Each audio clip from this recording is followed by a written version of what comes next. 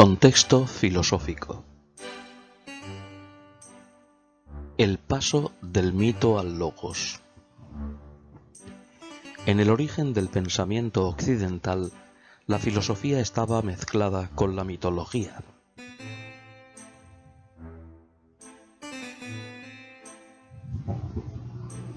Pese a esto, había una clara diferencia entre ambas. En la filosofía, el mito está racionalizado, es decir, aunque aquella tratase cuestiones que rozan lo mitológico, sin embargo lo hacía racionalmente, es decir, su fundamento no era la fantasía y la imaginación, sino la razón.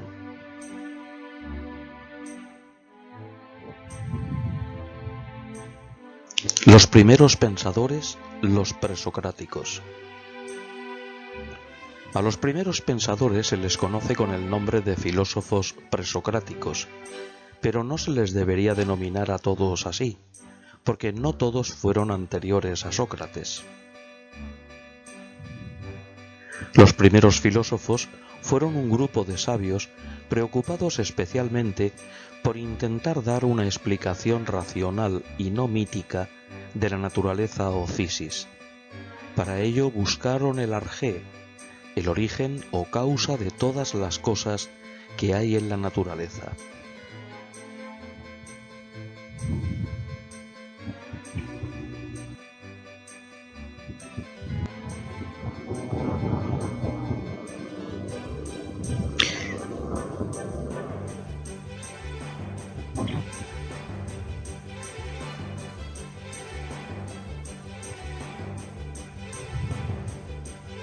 Los primeros filósofos se pueden clasificar en 5 grupos. La filosofía jónica, que abarca el siglo VI a.C., la escuela pitagórica, Heráclito de Éfeso, que es un filósofo jónico pero que no entra dentro de los jonios del primer grupo, la escuela eleática, que se desarrolla en los siglos VI y V a.C., y la escuela pluralista, que surge en el siglo V a.C.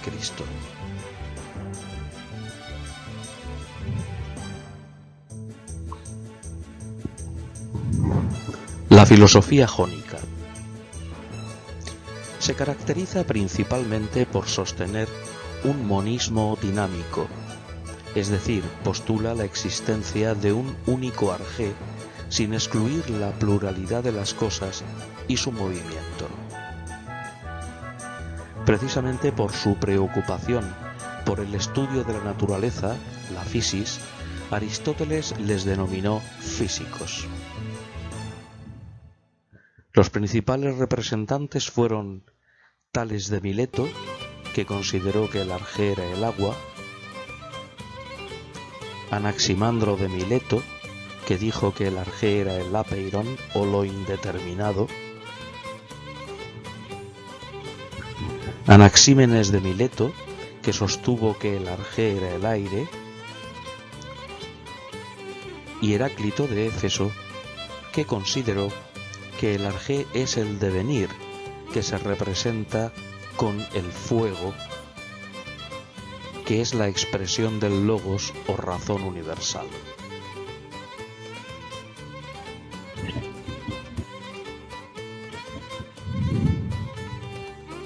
La escuela pitagórica. Pitágoras de Samos fue el fundador de la escuela que lleva su nombre, aunque más que una escuela, era una comunidad de carácter místico y religioso, cuyos miembros seguían una serie de normas estrictas de conducta. El pitagorismo fue un movimiento filosófico de tipo científico-religioso, muy parecido a una secta. Los principales representantes fueron Pitágoras de Samos, el fundador, al que se le atribuyen la tabla de multiplicar y el teorema que lleva su nombre, entre otras aportaciones matemáticas. Además, estuvieron como principales representantes Alcmeón de Crotona, Filolao de Gadara, etc., continuadores de la obra de Pitágoras.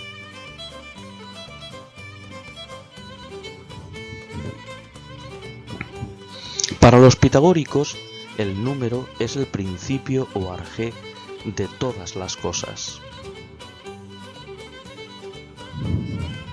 Sostienen que todas las cosas son números, es decir, que todas las cosas son explicables por medio de los números. Así la unidad es el punto, el 2 la línea, el 3 la superficie, el 4 el volumen, etc.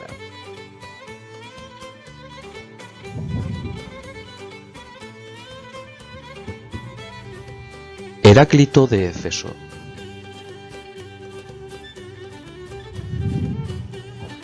Con este filósofo surge una nueva cuestión a tratar de gran importancia en el desarrollo posterior de la filosofía, el problema del devenir de las cosas que integran la physis.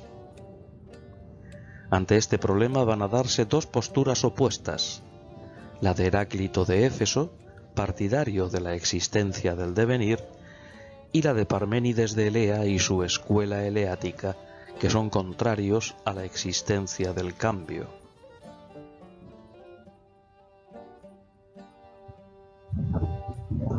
Según Heráclito, en la physis todo fluye, es decir, todo cambia y nada permanece, panta rei. Todo está en continuo devenir o cambio. Por eso afirma, no se puede uno bañar dos veces en el mismo río, pues quienes se meten en él se sumergen siempre en aguas distintas.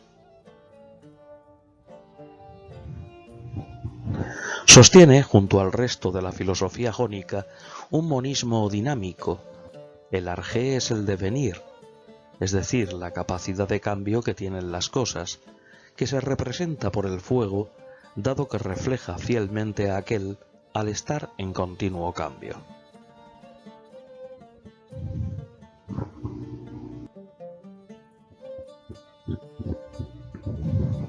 La escuela eleática.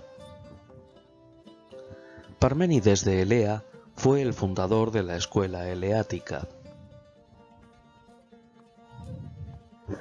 Sostiene un monismo estático, es decir, postula la existencia de una única realidad, el ser parmenideo, que excluye toda pluralidad de las cosas y su movimiento.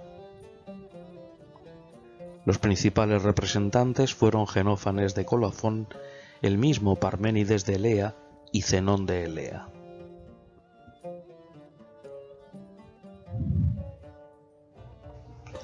Según él y en contra de Heráclito, no hay devenir en el mundo. El devenir es nada, el no ser, ya que significa lo que se escapa y que no permanece. Solo el ser es. El ser es y no es posible que no sea, el no ser no es y es necesario que no sea. La pluralidad y el cambio no son reales, sino tan solo apariencias engañosas de los sentidos.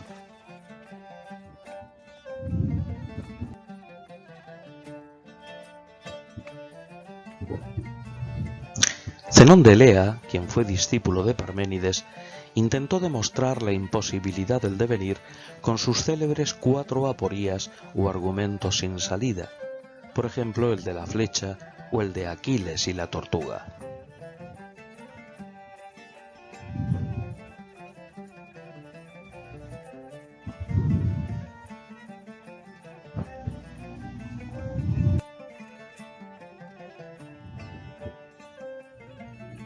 Finalmente, tenemos la escuela pluralista, en la que se incluyen 3 corrientes. La primera la representa Empédocles de Agrigento, quien postula la existencia de múltiples arjés diferentes entre sí en un número determinado y concreto, los 4 elementos, agua, aire, tierra y fuego. Por eso se dice que sostiene un pluralismo cualitativo limitado.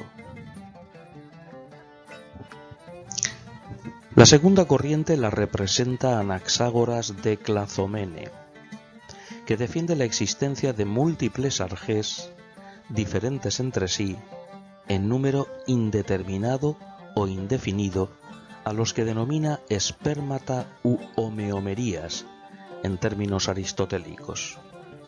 Por eso se dice que sostiene un pluralismo cualitativo ilimitado.